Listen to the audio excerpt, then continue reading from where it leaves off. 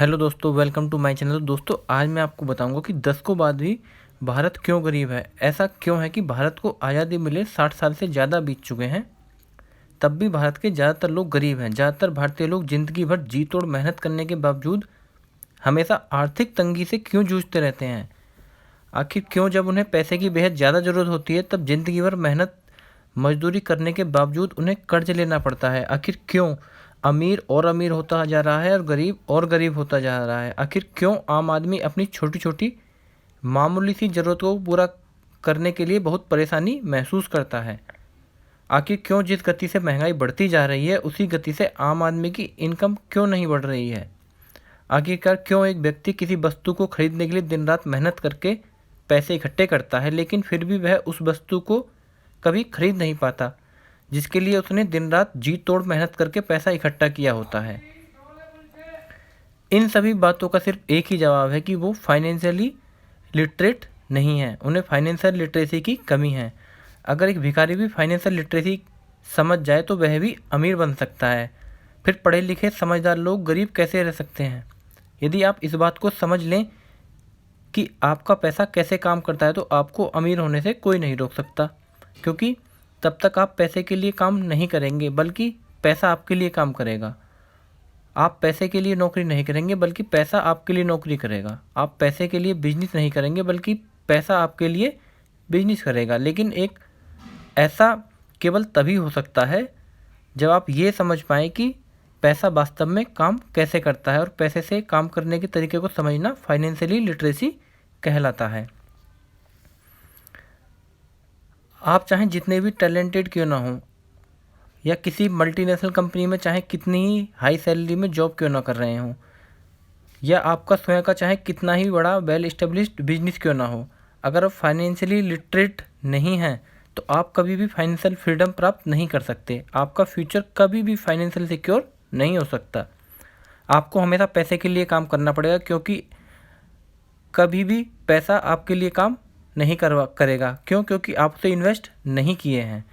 किसी न किसी तरह का काम सभी करते हैं और कम या ज़्यादा पैसा सभी कमाते हैं। महत्वपूर्ण ये नहीं है कि आप कितना पैसा कमाते हैं, महत्वपूर्ण ये है कि आप अपने पैसों के काम करने की समझ है या नहीं। यदि आप जानते हैं कि पैसा कैसे काम करता है तो आप उसे कंट्रोल कर सकते हैं, उसे उस तरह से काम करवा सकते हैं जिस तरह से आप चाहते हैं। लेकिन यदि आप 98% अन्य भारतीयों की तरह ही पैसे को नहीं समझते हैं तो फिर पैसा कंट्रोल कैसे कर सकते हैं। और आप हमेशा वैसे ही जीने पर मजबूर होते हैं जैसा वे 2% लोग चाहते हैं जो 98% पैसा कमाते हैं। हमारे देश का 98% पैसा केवल 2% जैसे अंबानी, अडानी, बजाज, टाटा, बिरला के पास है, जिन्हें अमीर कहते हैं, और उनके द्वारा छोड़ दिया जाए तो 2% पैसा 98% भारतीयों के पास है, जो कि हम गरीब हैं। वे ही 2% गरीब लोग सरकारें बनाते हैं, और उन्हीं 2% गरीब लोगों के लिए सरकारें सैकड़ों तरह की योजनाएं बनाती हैं। लेकिन सच्चाई यही है कि केवल 2% पैसों के आधार पर चाहे जितनी योजनाएं बन जाएं, वे 98% भारतीय गरीब ही रहेंगे, क्योंकि 2% धन से आप 98% चीज़ें नहीं खरीद सकते। इसलिए मूलतः 2% अमीर लोग ही तय करते हैं कि बाकी के 98% गरीब की जेब में कितना पैसा जाएगा। लेकिन सवाल यह है कि ऐसा क्यों है, क्यों हमारे देश का 98% पैसा केवल 2% अमीर लोगों के पास ही है। ऐसा केवल इसलिए है क्योंकि ये 2% लोग फाइनेंशियली लिटरेट हैं। इन्हें पता है कि पैसा कैसे काम करता है, इसलिए ये लोग पैसे को अपने लिए काम पे लगाते हैं, न कि ये स्वयं काम करते हैं। क्या आपने कभी सुना है कि किसी व्यक्ति ने अपने फाइनेंशियली फ्यूचर को सिक्योर करने के लिए सेविंग को फिक्स डिपॉजिट में जमा करवाया है? मुझे विश्वास है कि ऐसा कभी नहीं सुना होगा। लेकिन आपने बार बार ये सुना होगा कि उस फलाने व्यक्ति ने नया बिजनेस सेटअप करने के लिए बैंक से इतने करोड़ का लोन लिया है। बस यही फ़र्क है कि अमीर और गरीब में। गरीब अपनी सेविंग को बैंक में जमा करता है, अमीर उसी सेविंग को लोन के रूप में लेकर एक बड़ा बिजनेस खड़ा करता है और गरीब के लिए नौकरी क्रिएट करता है। गरीब अमीरों की कंपनियों में नौकरी करता है जिससे उसे सैलरी मिलती है। मज़े की बात यह है कि उस सैलरी में से सबसे पहले सरकार का हिस्सा टैक्स के रूप में काट लेती है, फिर बची हुई टैक्स डिडक्टेड सैलरी से वह हर महीने बेमुश्किल अपना खर्चा चला पाता है और अपनी लगभग सभी इच्छाओं को मारकर एक परेशान रोबोट की तरह प्रति माह कुछ बचत करता है ताकि अपने फाइनेंशियल फ्यूचर को सिक्योर कर सके। हालांकि फाइनेंशियली लिटरेट होने की वजह से ज़िंदगी भर बचत करके भी वह फाइनेंशियल फ्रीडम प्राप्त नहीं कर पाता, क्योंकि इन्फ्लेशन यानी महंगाई उसकी बचत को घुन की तरह खा जाती है। फिर भी वह प्रति माह अपना पेट काट कर जो कुछ बचाता है उसे लेकर बैंक को दे देता है और थोड़ा ब्याज पाने के लालच में अपनी सेविंग का फिक्स डिपॉजिट कर देता है। यह है गरीब के जीने की और कमाने का तरीका, और यहाँ से शुरू होता है अमीरों का तरीका। जिस कंपनी में गरीब नौकरी करता है उस कंपनी का मालिक उसी बैंक में पहुँचता है जहाँ गरीब ने अपनी सेविंग को फिक्स डिपॉजिट किया होता है। उसी की फिक्स डिपॉजिट के पैसों को वह लोन के रूप में लेता है और अपने बिजनेस में इन्वेस्ट कर देता है। फिर उसी बिजनेस को बढ़ाने तथा इंटरेस्ट सहित लोन चुकाने के लिए ओवर टाइम यानी एक्स्ट्रा मेहनत करवाता है उन्हीं नौकरी पेशे लोगों से जिनके एफडी से उसने कंपनी खड़ी की है। यानी जिसकी बचत के पैसों से कंपनी चल रही है वही नौकरी पेशा व्यक्ति दिन रात लगा रहता है अपने मालिक व सरकार को कमा कर देने के लिए। और मज़े की बात यह है कि उसे ज़िंदगी भर इस बात का एहसास ही नहीं होता कि गधों की तरह दिन रात मेहनत करके वह कितने लोगों को कमा कर दे रहा है।